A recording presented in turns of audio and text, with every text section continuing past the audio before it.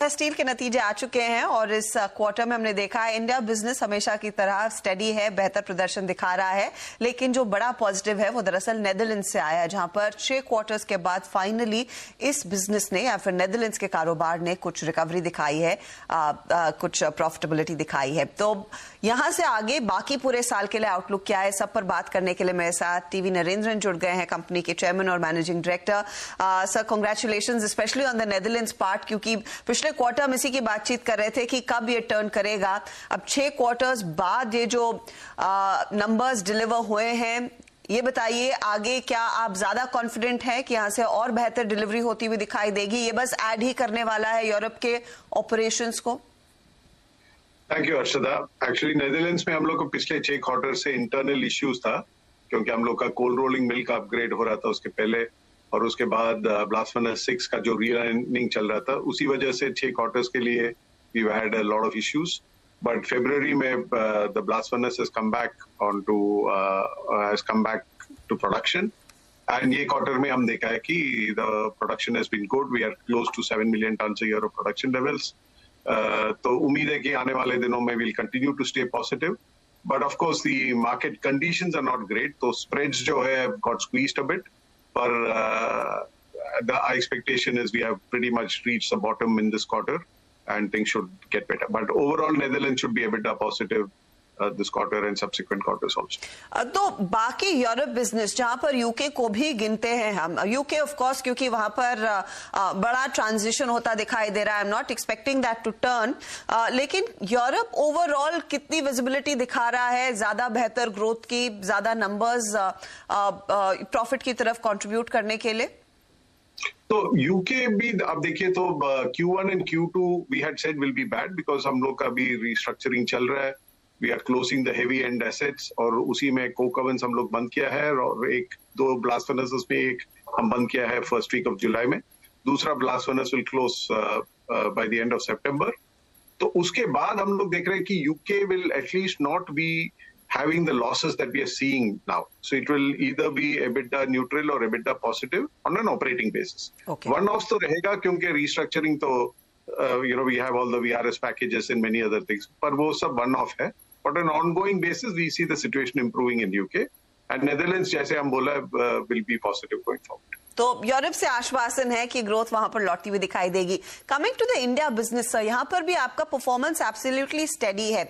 EBITDA per ton, in fact इस quarter में आप पिछले क्वार्टर से थोड़ा बेहतर जरूर कर पाए हैं, लेकिन कितना स्कोप है यहां पर इस नंबर को भी और मजबूत करने के लिए?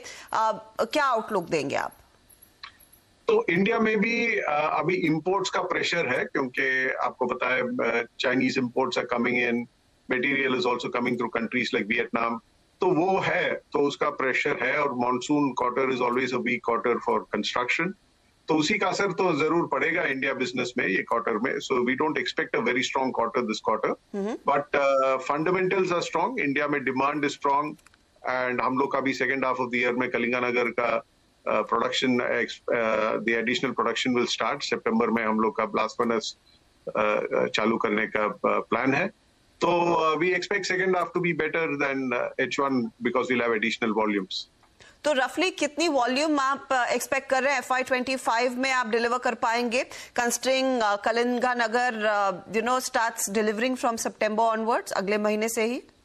तो हम लोग जो गाइडेंस दिया है for India is 1.4 million tons higher in this year compare to previous year, क्योंकि कलिंगानगर से we are expecting about 1.7 million tons, Nilachal से भी we expecting about 200,000 tons additional, पर हम लोग का जमशेदपुर में एक बड़ा ब्लास्ट फर्नेस का रीलाइनिंग होगा जनवरी से, तो उसका असर पड़ेगा। So we lose about 500,000 tons that, hence we have guided 1.4 million tons of additional volume this year compare to last year. Okay, मैं आपसे ये पूछना चाहूंगी, जो इस समय सबसे बड़ी तलवार लटक रही है वो सुप्रीम कोर्ट का वर्डिक्ट, ऑफ कोर्स जो स्टेट्स शायद मिनरल्स को टैक्स कर पाए, इसके लिए आप लोगों ने एक प्रोविजन भी क्रिएट किया है 17,000 ऑड करोड़ का। रफली आपको क्या लग रहा है, वो रेट्रोस्पेक्टिवली देना पड़ेगा, इसीलिए उसके लिए अतिरिक्त प्रोविजन पहले से ही करके बैठे हैं?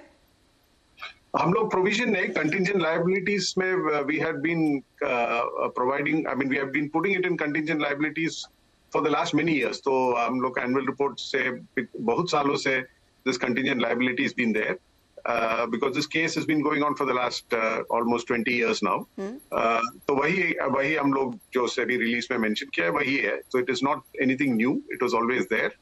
पर ये बात है कि of course we will wait to see what the court decides. I don't want to comment because it's sub judice. But सिर्फ ये कहना चाह रहा हूँ कि it will have a huge impact, not just on steel. It will have an impact on power. It will have an impact on aluminium. Pretty much any mineral that is taken from the ground and used for making power or steel or aluminium will be impacted. So it's a big case, and that's why there's a 9-judge bench of the Supreme Court looking at it. So let's wait and see what the outcome is. Assuming ये verdict supreme court states के favour में सुना देता है, आपने retrospectively तो contingent तैयार किया है, लेकिन एनुअली इसका कितना असर आता हुआ दिखाई देगा? Again, depends on क्या, because this was based on what was there at that time, what will be the new laws, what will be the other adjustments maybe. तो देखना है, पर हमारा हिसाब से maybe about 1,500 crores a year on an ongoing basis. Okay sir, एक चीज मैं आपसे समझना चाहूंगी, जो चाइना में प्राइसेस हमने देखी है वो करीब $500 प्रति टन के आसपास आ गई हैं. इसके क्या इम्प्लीकेशंस रहेंगे? क्या यहां से ऑफ कोर्स चाइना नहीं चाहेगा कि दाम और करेक्ट हो, लेकिन इंडिया ऑपरेशंस या फिर इंडियन स्टील प्लेयर्स स्पेशली, क्योंकि आपने कहा डंपिंग बड़े पैमाने पर हो रही है, उस पर भी आई एम श्योर आप लोग सरकार से एक्सपेक्ट करेंगे कुछ एक्शन लिया जाए, लेकिन where could it take prices in the near future, अगर उसका एक अंदाजा दे सकें? तो ये एक ग्लोबल इश्यू है. जो चाइना का एक्सपोर्ट्स अभी almost 100 million ton per year का एक्सपोर्ट चल रहा है at very very low prices. I think it's a big issue, क्योंकि बहुत लोग बोलते हैं China is competitive. China is not competitive. At these prices they are losing money. तो ये नहीं कि they are making money at these prices, then I will call them competitive. If they are losing money at these prices, then it is predatory pricing. You know, तो वही चल रहा है अभी, and I think it's a matter of concern for everyone. And other countries have taken action to block these unfairly priced Chinese steel. And I think India also needs to look at it. क्योंकि दूसरा बात ये चल रहा है कि a lot of material is coming to Southeast Asia and then from there coming here, because we have an FTA with Southeast Asian countries. तो ये सब देखने का है, क्योंकि steel industry is one of the biggest providers of private sector investment in the country.